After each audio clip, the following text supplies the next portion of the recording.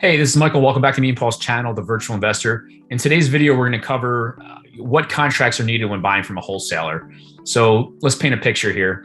Let's assume you found a property through a wholesaler. You did your due diligence, you ran your numbers, you guys negotiated and agreed upon a price. Now, what's the next steps? Well, you're going to need two contracts to send to the title company to start the process. The first we're going to cover here is the agreement to assign the contract for sale and purchase. Here's just one example of a wholesaler's assignment agreement that we used this year on a property. And it's a simple one pager. It's basically saying this agreement is between the wholesaler or assigner. In this case, they're assigning that contract to us, the buyer or assignee. You usually have the subject property here, the address. And then you say here, the wholesaler here, the buyer, has entered into a purchase sale agreement with the home seller.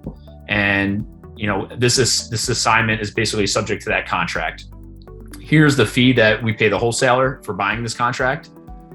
And then, there's a refundable amount if it's assuming, everything goes back good title. If we pull out, what do we lose?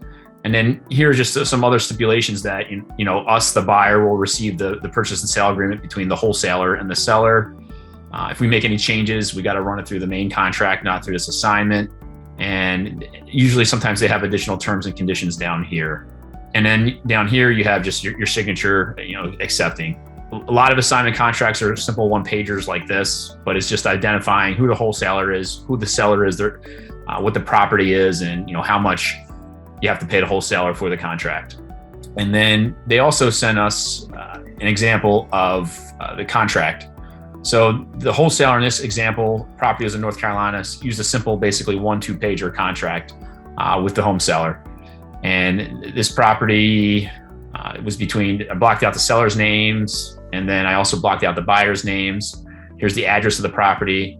The wholesaler was buying it for $85, just standard language here. After reviewing it, I had them add a clause here into it saying the property will be vacant upon closing, since I didn't want to inherit any tenants. So we took the property vacant, and closing was within 30 days.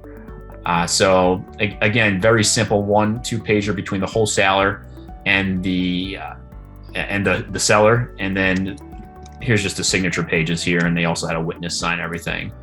But you can see it's pretty simple, just a 2-page purchase and sale agreement, and then a 1-page agreement of sale. Once everything's executed here, you then send it to the title company or attorney for the closing process. And in this example, 30 days, we own a property. Hope this video was helpful. If you have any questions on any contract work, feel free to ask us in the comments below. Smash the like button if you got some value out of this. And if you haven't done so already, please subscribe to our channel. Thanks and have a great day.